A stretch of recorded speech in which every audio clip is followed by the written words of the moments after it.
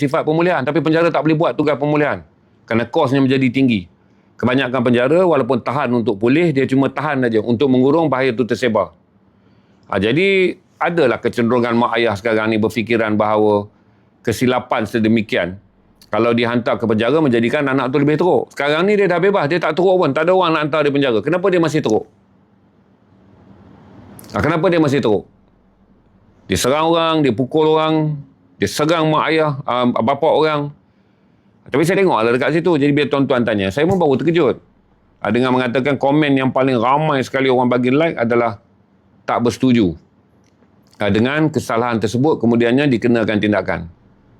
Menjadikan kita adalah satu point of view bahawa kita tak nak lagi fikir sama ada budak tu pukul anak orang dan pukul bapa kepada orang yang dia pukul tu sebagai satu kesalahan. Kita nak fikir selepas ni, hantar dia pergi penjara ni, apakah dia menjadi elok? Jadi rumit lah sebab kita kata keputusan yang kena nak dibuat adalah terhadap yang telah berlaku. Terhadap yang telah berlaku. Jenuh tuan-tuan, bebas semua orang dalam penjara. Tuan-tuan, kalau tuan-tuan merasakan semua orang buat salah masuk penjara belum tentu dapat menjadi baik. Dah dilepaskan. Dah duduk elok pun. Tapi pukul orang, lepas tu pukul bapa kepada orang. Takkanlah itu pun. Tapi saya tengoklah. Saya pun malas kawan-kawan yang jangan pakai komen ni. Sebab di Malaysia dalam trend sekarang ni adalah perkara yang bertentangan dengan nilai akan dianggap sebagai berkualiti. Sebab yang aktif orang yang berada di media sosial buat komen ya. Orang yang aktif buat komen di media sosial ni adalah orang-orang yang negative thinking. Orang yang positive thinking ni banyakkan play safe. Tengok je, okey. Tengok je. Sebab nak komen pun orang rasa macam mereka menjaga nilai komen mereka. Dan mereka menjaga nilai like mereka supaya value, visibility tu ada. Setiap kali mereka terlibat dengan satu keadaan tu mestilah memberi nilai pada mereka. Jadi masalah ni yang terlibat ni, mereka tak kisah, mereka terlibat pun, tak ada nilai pun tak apa. Janji bagi je lah komen. Menjadikan suara media sosial ni belum tentu ada benarnya yang dipanggil sebagai jumhur netizen ni. Jumhur netizen, tak apa kalau jumhur netizen. Saya pun tak tahu, tapi saya bagi tahu kata tak mudah. Mak saya bela saya dulu pun tak mudah. Saya pun dibuang sekolah, ditangkap, pergaduhan kaum, sama lah macam tu. Diburu polis. Ada dalam buku saya, setiap kali saya cerita podcast saya pun akan ada part. Bagaimana kerosakan saya pada waktu sekolah.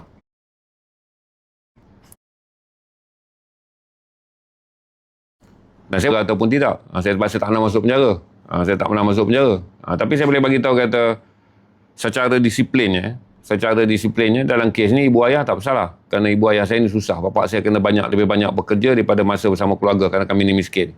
Mak saya ni nak jaga 7 anak, tak larat kepung, anak-anak sama besar. Dan saya lah pada waktu tu bertanggungjawab pada diri saya.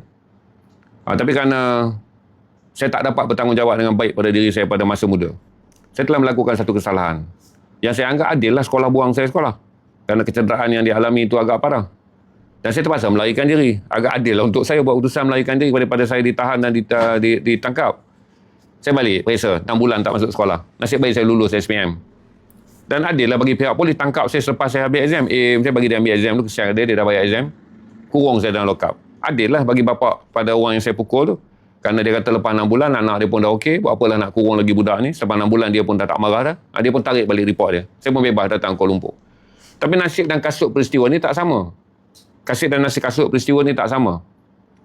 Tak sama kan? Sebab kita tak boleh pakai hukum pengalaman seseorang untuk dijadikan hukum majmuk. Hukum pengalaman seseorang tak boleh jadikan hukum majmuk. Katalah seorang ni lepas dia buat jahat, dia pergi hantar ke sekolah agama. Baik je si Dolah tu. Dia lepas-lepas bergaduh apa semua gini jahat ni dia. Mak dia pergi hantar sekolah agama. Lepas tu mak ni baik. Tak boleh. Hukum atas pengalaman seseorang tak boleh jadikan hukum majmuk. Kerana majmuk ni dibentuk oleh peraturan yang berbeza. Peraturan yang diguna pakai dalam keterangkuman perbezaan. Maka adalah undang-undang. Maka patuhlah undang-undang. Jadi saya pun tak kata hukum mana yang betul. Tapi kena pakai yang majmuk. Yang dipersetujui oleh ramai orang. Kerana inilah kita hidup dalam keadaan di mana keadilan tu dapat dipelihara. Besok tikam orang. Sama je orang tu kata dulu pukul. Datang seorang belantan pula bapak orang. Sama je datang yang perempuan pula. Pergi kepung. Kurung pula mak budak. Kita kata sama. Jadi kita dah mula membenarkan perkara yang tidak benar. Maka akhirnya kebenaran akan menjadi semakin sempit.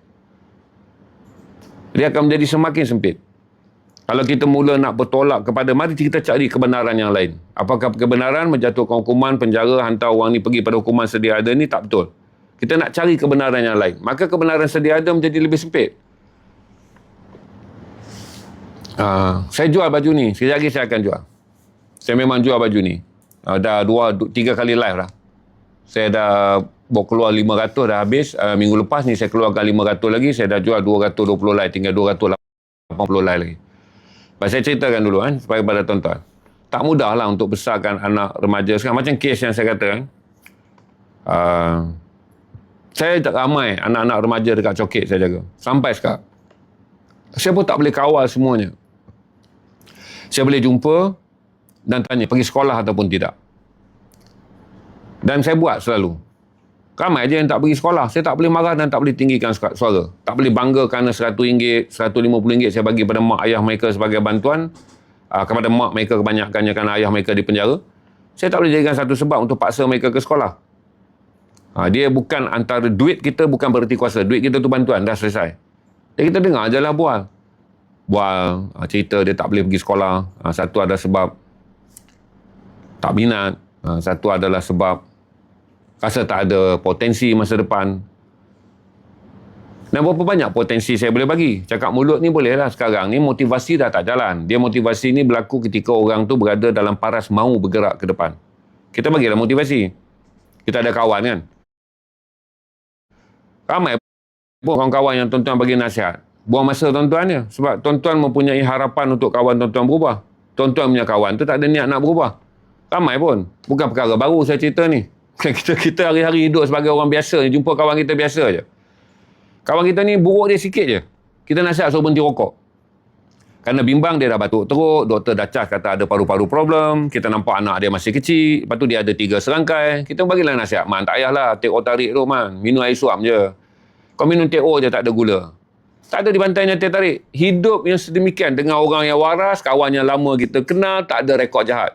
Cuma kita kata secara kedepannya ni tak baguslah kesihatan kau dah tak bagus. Kita nak suruh ubah teh tarik. Teh tarik tuan-tuan.